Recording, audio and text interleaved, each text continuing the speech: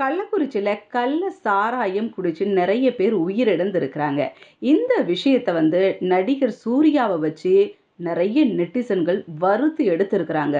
சூர்யா கடந்த ஏடிஎம்கே ஆட்சியில பார்த்தீங்கன்னா, சமூக பிரச்சனைகளுக்கு கவர்மெண்ட்டுக்கு அகெயின்ஸ்டா குரல் கொடுத்துட்டு இருந்தாரு. ஆனா, இப்ப டிஎம்கே ஆட்சியில பார்த்தீங்கன்னா, எந்த ஒரு விஷயத்தையும் பேசாம எல்லாத்துக்கும் சைலன்ட்டா இருக்கிறாரு.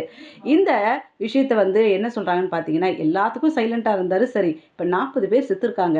இதுக்கு கூடவா சைலன்ட்டா இருப்பாரு சூர்யா? அப்படின்ற மாதிரி நெறைய பேர் பேச ஆரம்பிச்சாங்க. அது மட்டும் இல்லாம 2017ஆம் வருஷத்துல ஒரு பிரச்சனை நடந்தது. அதுக்கு வந்து சூர்யா வந்து ஒரு ட்வீட் பண்ணியிருந்தாரு. என்னன்னு பார்த்தீங்கன்னா, "இப்போது மிச்சர் சாப்பிட்டு கொண்டிருப்பது நாம் தான் நண்பர்களே" அப்படின்ற மாரி போட்டாரு. ஸோ நெறைய பேர் இப்ப அது மறுபடியும் ஞாபகம் வச்சு சூர்யாவோட ஃபோட்டோ இருக்கிற மாரி, "இப்போது மிச்சர் சாப்பிட்டு கொண்டிருப்பது நாம் தான் நண்பர்களே" அப்படின்ற மாதிரியான மீம்ஸ் எல்லாம் கிரியேட் பண்ணிட்டு இருக்காங்க. இன்னொரு விஷயம் பார்த்தீங்களா?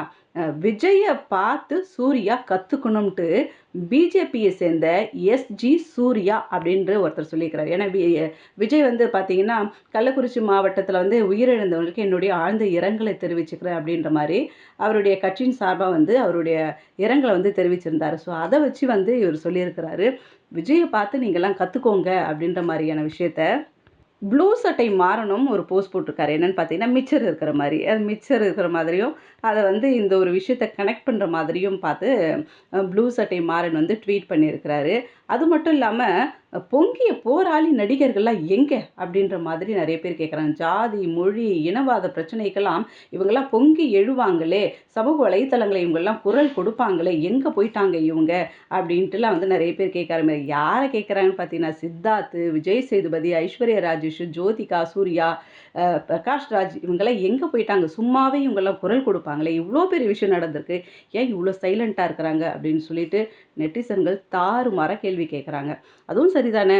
சமூக பிரச்சனைன்னு வந்துட்டதுக்கப்புறம், எந்த ஆட்சியா இருந்தா என்ன? எந்த கட்சியா இருந்தா என்ன? ஒரு நிலையான ஒரு நிலைப்பாட்டோட ஒரு கேள்வி கேட்கணும்னு நினைக்கிறவங்க யார்கிட்டயும் கேள்வி கேட்கலாம் தானே! இந்த பாரபட்சம் தேவையில்ல. ஸோ நெட்டிசன்களோட இந்த மைண்ட் வாய்ஸ் நமக்கும் கேட்குது தான். ஓகே தொடர்ந்து பார்க்கலாம். ஸோ இப்படி நிறைய விஷயங்கள நான் சொல்ல வரேன். அதுக்கு நீங்க குரோனிக்கல்ஸ் தமிழ் சேனல சப்ஸ்கிரைப் பண்ணுங்க.